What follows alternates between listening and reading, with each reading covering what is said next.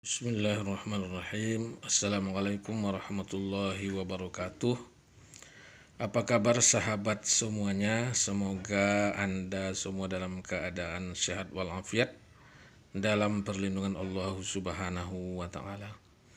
Shalawat berangkaikan salam kepada baginda Rasulullah Muhammad sallallahu alaihi wasallam. Baik sahabat, pada kesempatan kali ini kita membahas dahulu tentang tema akhir zaman, ya. Pertama kita harus sepakat dulu bahwa saat ini kita berada di fase akhir zaman. Kenapa dikatakan akhir zaman adalah bahwa kita bukan hidup di zaman Nabi Adam, ya, atau di zaman Nabi Nuh, ya. Tetapi kita adalah umat Nabi Muhammad Sallallahu Alaihi Wasallam, ya, khususnya yang beragama Muslim, saudara-saudaraku. Jadi bahwa Rasulullah saja diutus adalah khataman nabiyyin, nabi penutup, nabi terakhir, yaitu nabi akhir zaman. Apalagi kita, ya, umatnya yang hampir 1500 tahun yang lalu telah ditinggalkan oleh beliau. Namun kita harus tetap semangat dan terus berpegang pada tali Allah, yaitu Al-Quran dan Sunnah, ya, serta senantiasa meningkatkan iman takwa kita kepada Allah Subhanahu wa taala.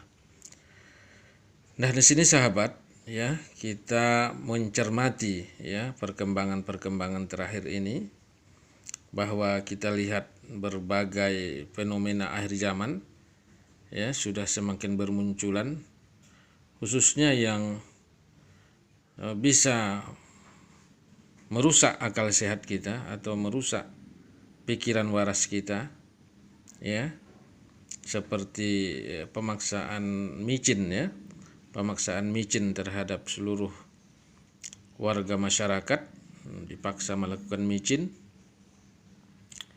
Padahal berbagai dampak dari penyuntikan micin tadi adalah banyak di antara masyarakat yang justru mengalami sakit, ya, bahkan mengalami kematian. Namun ketika itu diungkapkan, ya, jadi pihak kerajaan atau pihak negara tidak mau bertanggung jawab, ya, malah, ya, agar masyarakat itu menerima apapun menjadi resikonya. Nah, kemudian kita lihat perkembangan daripada COVID, ya, atau virus copet ini sebenarnya trendingnya sudah menurun, apalagi kita lihat seperti dipaksakan, ya, bahwa bila, ya, copet ini memang ada, bahwa kondisi ini dikatakan darurat, ya, mungkin orang di pajak-pajak sana atau di pasar-pasar sana, di keramaian sana, setiap hari mati bergelimpangan. Nyatanya tidak, ya. Jadi bila di keramaian, di pajak yang tidak ada memenuhi standar kesehatan, setiap hari bermatian manusia, itu baru dikatakan kondisi darurat, ya. Seperti pada zaman Nabi, ya, yaitu adanya taun, yaitu ketika adanya taun itu satu hari saja kena, ya, besoknya wajib meninggal. Sedangkan kopet-kopet yang gembar-gemborkan di dunia ini, kita lihatlah bersama-sama dengan akal sehat kita bahwa, ya, bisa kita simpulkan ini merupakan sebuah kedustaan, sebuah pembohongan publik, sebuah kebohongan, ya. Dan dipaksakanlah sebuah obat, ya, suatu obat dipaksakan berupa micin, dipaksakan kepada rakyat. Inilah, dan memiliki resiko-resiko yang besar, namun masyarakat tertindas, tidak bisa melakukan apa-apa. Bahkan untuk mengatakan, untuk menyampaikan keluh kesah mereka akibat daripada micin-micin ini pun, bahkan rakyat bisa diintimidasi, ditangkap, dan lain sebagainya. Nah, kalau kita lihat kisah-kisah ini, ya, mirip di dalam Al-Quranul Karim, ya, ketika Ya, Fir'aun ya memaksakan sebuah kehendaknya, ya, Raja Fir'aun ya. Ini selalu memaksakan kehendaknya atau bahkan membunuh para bayi-bayi agar kekuasaannya tetap berlangsung. Nah, ini bisa kita lihat ya dari kisah Fir'aun, bagaimana Fir'aun takut kehilangan kekuasaannya dan dia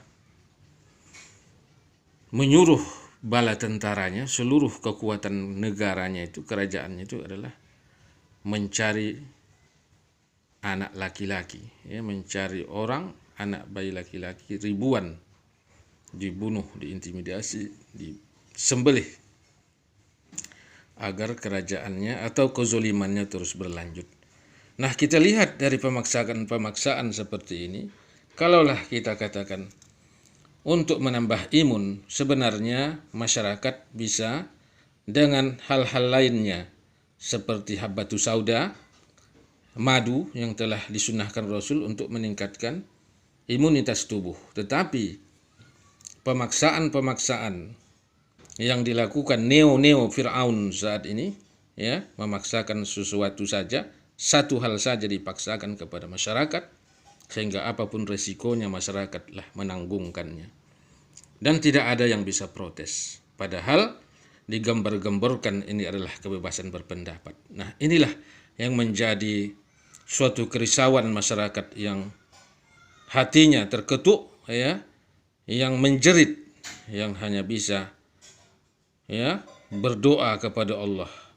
Oleh karena itu, kepada seluruh pemirsa setia kita, ya, khususnya kaum muslimin dan muslimat, oleh karena kezoliman daripada Fir'aun pada masa Nabi Musa, ataupun Namruj pada Nabi Ibrahim, ataupun Abu Jahal, Abu Lahab pada Nabi Allah Muhammad sallallahu alaihi wasallam, ya, atau pada raja-raja yang memaksa para pemuda masyarakatnya untuk menyembah berhala pada kisah surah Al-Kahfi, yaitu 7 pemuda, kesemuanya itu dan lain sebagainya, atau Asbabul Ukhdud, ya, seorang raja yang zalim yang tidak lagi mengesahkan Allah Ta'ala. Jadi kesemua sebenarnya kisah-kisah itu termaktub untuk menjawab tantangan kita di masa kini dan di masa akan datang. Karena ibu filah rahimakumullah, karena para pemirsa, ya, di mana saja berada, bahwa kondisi kita di akhir zaman, bahwa semua kezoliman yang sudah digambarkan di dalam Al-Quran itu pada masa nabi-nabi terdahulu itu terkondisikan saat ini, mengkombinasikan diri saat ini, bermunculan pada saat ini. Coba kita lihat, ya, kejahatan kaum Nabi Lut, ya, yaitu kaum Sodom, sesuka sesama jenis. Apakah sekarang ini tidak ada? Ada, ya, bahkan dilegalkan. Banyak pihak yang ingin melegalkannya di negara-negara muslim, di negara lain sudah banyak. Demikian pula, ya, penyembahan kepada selain Allah sudah banyak, ya, perjudian, khamar, narkoba dan lain sebagainya. Jadi pada akhir zaman ini seluruh daripada kezaliman itu bertumpuk, ya, ditambah lagi Fir'aun baru, ya, memaksakan kehendak kepada rakyat dengan berbagai strategi mereka melakukan kezoliman dan pemaksaan kepada rakyatnya sendiri. Nah, inilah sahabat manusia bertopeng Spiderman, kemana lagi kita mengadu kecuali hanya kepada Allah Ta'ala. Maka dari itu, sahabat MBS, ya, saya di sini mengajak kepada seluruhnya untuk berdoa, ya, khusus kepada umat Islam, ya, saya berpesan, ya, mari kita baca doa-doa yang ini. Nanti doa-doa ini saya sharekan di deskripsi. Jadi Anda bisa nanti melihat deskripsinya, ya, bisa di situ saya tuliskan surah-surah apa saja yang akan kita baca setiap hari, untuk perlindungan diri kita kepada Allah Subhanahu wa taala, dan istiqomah kita membacanya setiap hari agar segala kezaliman-kezaliman Fir'aun baru ini hanya Allah lah yang akan menghentikannya.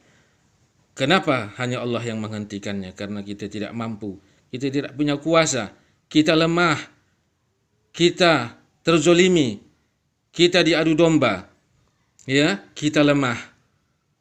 Allah lah yang maha kuat, Allah maha pengasih, maha penyayang. Jadi jangan putus asa saudaraku, jangan putus asa. Anak-anak kita selamatkan akidahnya, karena Dajjal nanti termasuk sekarang ini adalah fitnah-fitnah Dajjal. Yang diambil dari kita adalah akidah kita, yang diambil dari kita adalah keimanan kita. Keimanan kita lah yang ingin mereka rebut, keyakinan kita kepada Allah lah yang ingin mereka hilangkan. Sebagaimana Fir'aun juga tidak menyukai orang-orang yang beriman kepada Allah. Demikian pula orang-orang zalim sebelumnya, dan Dajjal pun yang akan datang nanti juga mengambil keimanan kita, yaitu menggeser akidah kita, yaitu supaya tidak lagi beriman kepada Allah tetapi kepada selain Allah. Nah, inilah yang harus kita selamatkan bagi diri kita dan generasi penerus kita. Jaga akidah kita, jaga keimanan kita, karena inilah mutiara-mutiara pada diri kita, dan inilah menjadi tiket kita nanti menghadap Allah untuk menggapai surganya, Jannatun Na'im. Nah, bagi sahabat semua, nanti di deskripsi mohon dibaca, dilihat apa-apa saja yang akan dibaca dalam doa sehari-hari, ya. Kita istiqomah setiap hari, ya, sambil berusaha menghindar dari segala kezaliman yang kita tampak semaksimal mungkin, menjaga diri, menjaga kesehatan, ya, menjaga anak-anak kita, diri kita, keluarga kita dari kezaliman Fir'aun baru. Na'udzubillahi min dzalik. Nah, secara garis besar di sini saya sampaikan, kita senantiasa membaca surah Al-Kahfi atau menghafalkannya, yaitu 10 awal surah Al-Kahfi, yaitu surah ke-18 ayat 1 sampai 10 dibaca-baca sehingga kita hafal nanti. Ini adalah sesuai dengan hadis riwayat Muslim, ya, hadis riwayat Muslim diriwayatkan dari Abu Darda radhiyallahu an. Jadi itu dibaca, atau juga dalam hadis lain bisa juga kita membaca 10 ayat terakhir surah Al-Kahfi. Nah, baik yang 10 pertama maupun 10 terakhir surah Al-Kahfi tadi, itu dibaca setiap hari, ya. Kita tinggal pilih saja yang mana yang kita lebih dominan kepada diri kita. Dan setiap hari Jumat atau malam Jumatnya Al-Kahfinya kita baca sampai selesai atau sampai terakhir, ya, seluruh surah tersebut. Dan juga hari-hari kita senantiasa membaca Al-Quran, beribadah kepada Allah dengan ikhlas, dengan mengharap pertolongan dan rahmat ridho dari Allah Subhanahu wa taala. Kemudian, ya, kita baca juga karena semua kedustaan ini, strategi-strategi daripada Fir'aun baru, ya, baik di masa kini maupun yang akan datang hingga terbitnya Dajjal, mereka ini memiliki sebuah strategi-strategi ataupun perencanaan. Termasuklah kita lihat saat ini bagaimana alat-alat untuk mengetes kesehatan tersebut ternyata keuntungannya bukan masuk ke dalam kas negara, tetapi masuk ke dalam kas perusahaan swasta, perusahaan pribadi, yang lebih menyedihkan kita lagi bahwa masuklah itu adalah permainan daripada pejabat-pejabat, ya, pejabat-pejabat tangan kanan daripada pemimpin-pemimpin, yaitu pejabat-pejabat kepercayaan pemimpin kita. Mereka lah bermain membuat kebijakan-kebijakan, tidak boleh ini, tidak boleh itu, sekat sana, sekat sini, tetapi perusahaannya lah yang mengambil untung dari berbagai macam tes-tes alat kesehatan tersebut. Na'udzubillahi min dzalik. Apakah ini disebut juga dengan pandemi? Apakah ini juga disebut darurat? Padahal mereka yang melakukan perencanaan, mereka juga yang mendapatkan keuntungan, sementara rakyatlah menderita, menjadi korban daripada kezoliman yang bertumpuk-tumpuk. Na'udzubillahi min dzalik. Nah, doa selanjutnya yang wajib kita laksanakan karena sudah melakukan mereka sebuah perekayasaan, ya, plan demi plan, ya, plan perencanaan demi entah apa-apa sesuai dengan hawa nafsu mereka, maka Allah lah akan membalasnya dengan kita doa selalu membaca wa makaru makro wa makarna makro wahum la yas'urun. Ya, beberapa kali kita lihat dia itu di surah An-Naml ini, surah An-Naml ayat 50 dan 51 nanti. Wa makaru makro, ya. A'udzubillahi minasyaitonirrajim. Bismillahirrahmanirrahim. Wa makaru makro wa makarna makro wahum la yas'urun. 3 kali atau lebih. Kita sambung ayat ke-51 surah An-Naml, ya. Fanzur kaifa kana aqibatu makrihim anna dammarnahum wa qaumahum ajma'in. Kita lihat, ya. Dia di surah An-Naml, ya. Surah An-Naml itu surah ke-27. Yang mana artinya dan mereka, ya, ayat 50. Dan mereka membuat tipu daya dan kami pun menyusun tipu daya sedang mereka tidak menyadari. Nah, inilah yang kita harapkan, hanya pertolongan Allah lah yang kita nantikan, kita harapkan sekarang, sedangkan pertolongan manusia yang kita harapkan para tokoh-tokoh pun saat ini banyak terdiam membisu, terbelenggu, ya, terbelenggu oleh kepentingan-kepentingan sehingga tidak bisa lagi saling menolong di antara kita. Ya, semoga dengan ini adalah kesadaran kepada tokoh-tokoh bangsa untuk bersatu menyelamatkan rakyat, menyelamatkan bangsa, yang mana bangsa kita saat ini, apalagi ini di bulan November, Hari Pahlawan, bahwa pahlawan-pahlawan kita dahulu, kemerdekaan ini mereka raih dengan keringat, darah, air mata, dan nyawa. Bukanlah sebuah hadiah. Namun kita lihat belakang ini, bahkan orang-orang yang diberi amanah untuk menjaga negara ini justru melakukan pengkhianatan kepada bangsanya sendiri. Na'udzubillahi min dzalik. Inilah doa kita kepada Allah. Kita memohon pertolongan Allah dan persatuan kepada kita untuk berani bangkit melawan kezaliman-kezaliman, yaitu penjajah-penjajah baru kepada bangsa kita, menghancurkan bangsa kita, menghancurkan agama kita. Ini pesan dari pahlawan-pahlawan bangsa kita. Bangsa kita bukan kaleng-kaleng, bangsa kita bukan hadiah. Ini berkat ulama-ulama kita, pejuang-pejuang kita, santri-santri kita, umat Islam bergerak untuk kemerdekaan.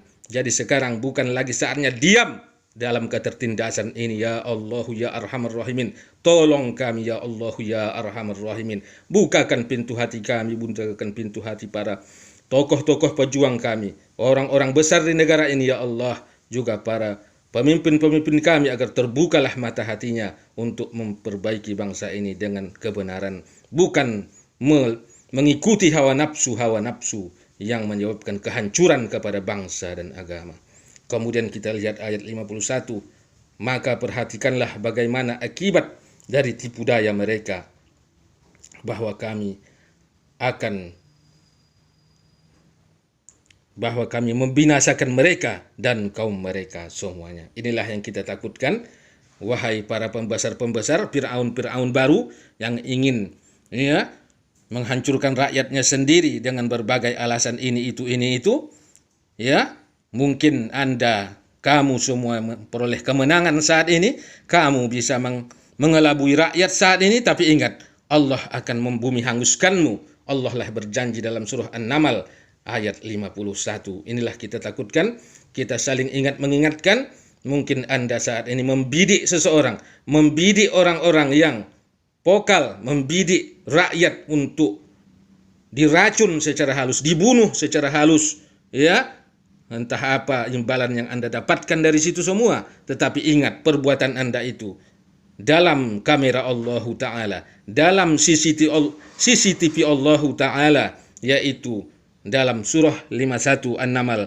Maka perhatikanlah bagaimana tipu daya mereka, akibat dari tipu daya mereka, bahwa kamilah yang akan membinasakan mereka, semuanya, kaum mereka semuanya. Itu orang-orang yang terlibat dalam kezaliman dan neo Fir'aun sekarang ini maupun di masa yang akan datang. Mungkin inilah yang dapat saya sampaikan dengan kecintaan yang sesungguhnya kepada antum semua, kepada sahabat semua, kepada kaum muslimin semuanya, bahkan kepada umat manusia semuanya. Saya cinta kepada kamu semuanya.